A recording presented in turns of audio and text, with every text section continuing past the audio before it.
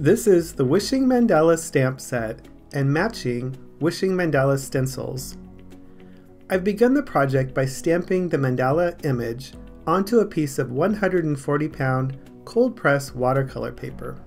I've used VersaFine black ink and I've let it dry, and now I'm adding some water to that area. I'm doing a wet technique here because I want to create just some soft background color using some paint. So I'm painting over the wet areas of the paper, adding more paint as I go, and I'm kind of using a very watery mixture of paint so that all the color stays pretty soft. I'm using Zig Kuretake paints, but you can use any watercolor paint that you choose. And I'm just adding some colors here and there, different shades of blue and green, and I'm not paying too much attention to where it's going. I'm overlapping and letting the colors mix together. I just want things to mingle. I want some areas to be lighter and some areas to be darker. This is just the background color. So as you create this background, just keep in mind that things want to flow together and you don't want to spend too much time thinking it through and figuring it out. Now I'm keeping most of the color around the perimeter of the image so that there's less color in the middle and more color towards the outside. I'm using a soft number 2 round brush to apply this, but any sort of water brush or paintbrush will work. There's not a lot of technique here. This is just adding some color and having fun with the background. To speed up the process, I'm going to use my heat gun. Just want to gently warm up that paper. You'll see that as you start to blow the paint, it will start to move, so be careful if you don't want that paint to be moving in a certain direction or towards a certain area. Let up on the pressure a little bit, go to a different area and try to dry that other area off before you come back to it. You can see that there's a good amount of puddles on my artwork here, so I want to be a little bit careful. Now I don't mind if there's a harsh line that develops on my background because I kind of look at it as sort of a collage look. But if you want that background to be nice and seamless and for all those colors to fade into each other really nicely, I recommend that you let it dry naturally.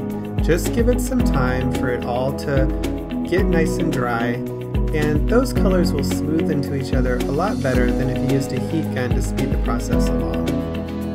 So now comes the fun part. I'm going to use a number 0 round brush.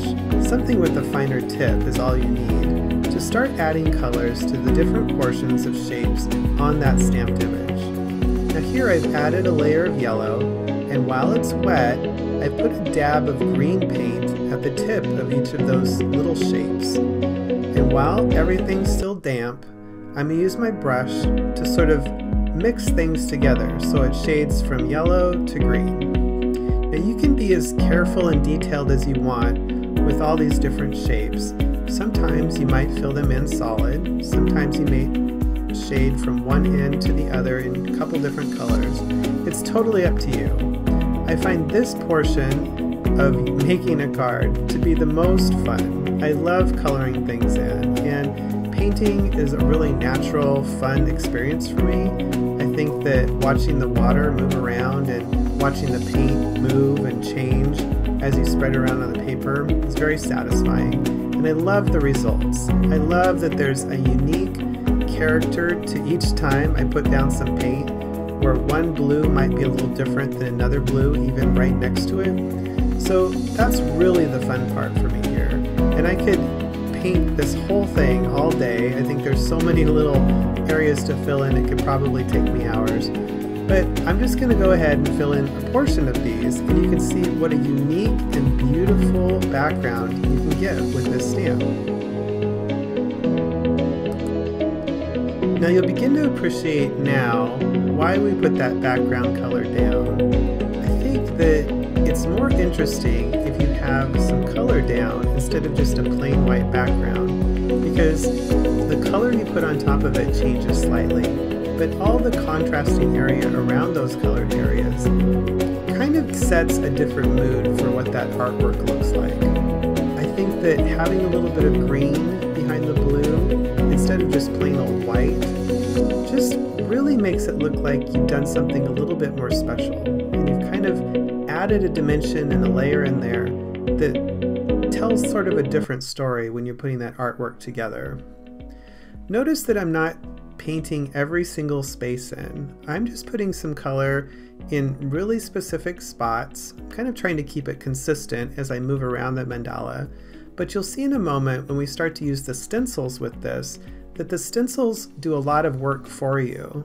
Right now I'm kind of being careful and trying to stay pretty much inside the lines. Don't look too close because I'm going outside in a few spots, but I'm trying to stay inside the lines. I'm trying to just paint in certain shapes, but once we get to the point where we can use the stencils, that's all going to change and things will come together a lot quicker. Some alternatives that you might try with this process would be to emboss the image. I think embossing is kind of cool with watercolor because it sort of creates a little ridge that holds the paint in to the certain little valley of the shape that you're working on, so that can be kind of nice.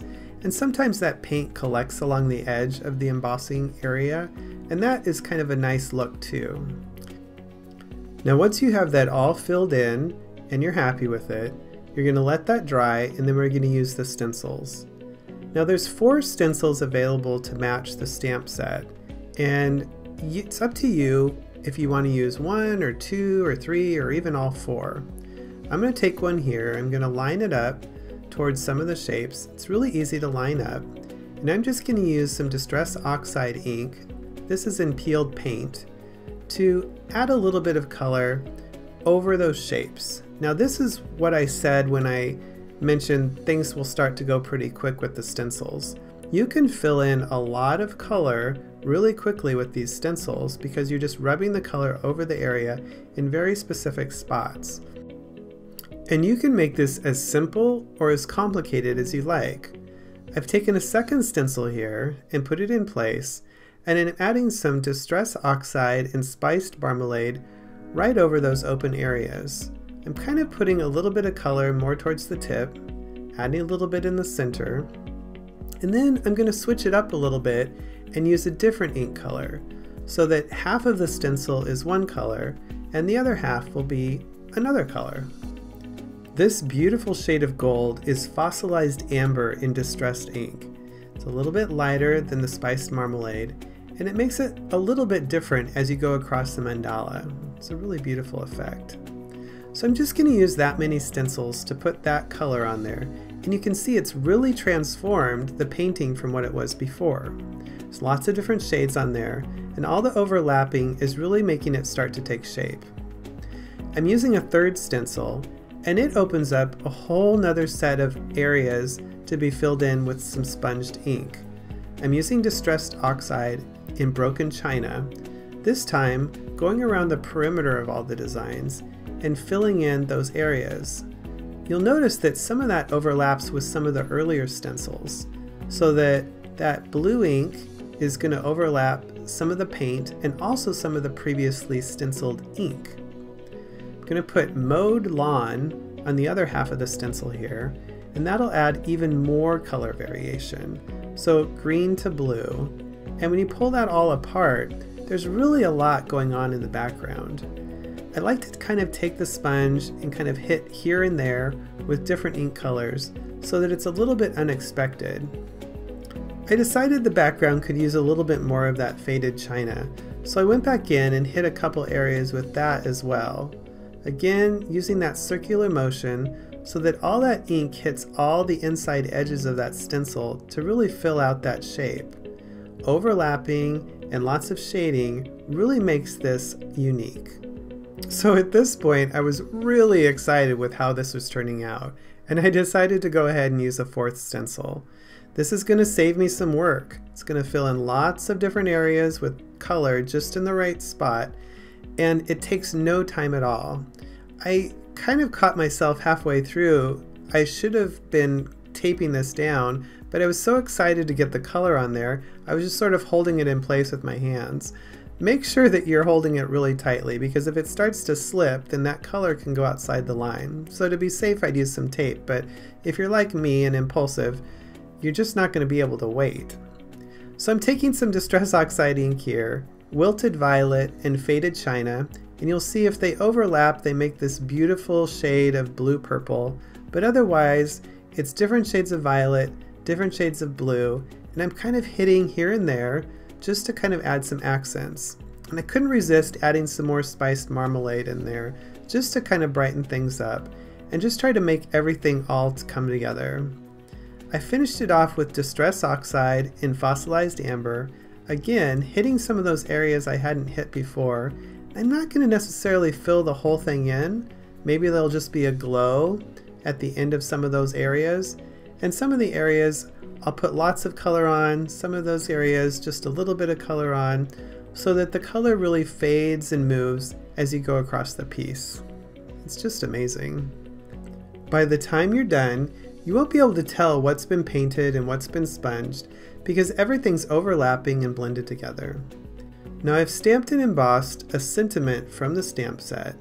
I'm going to pair that with the best sugar script die so that it says best wishes on your day. Once I've got that done, I just need to assemble the card. I hope you'll check out the other videos featuring our Wishing Mandala Stamp Set and Wishing Mandala stencils.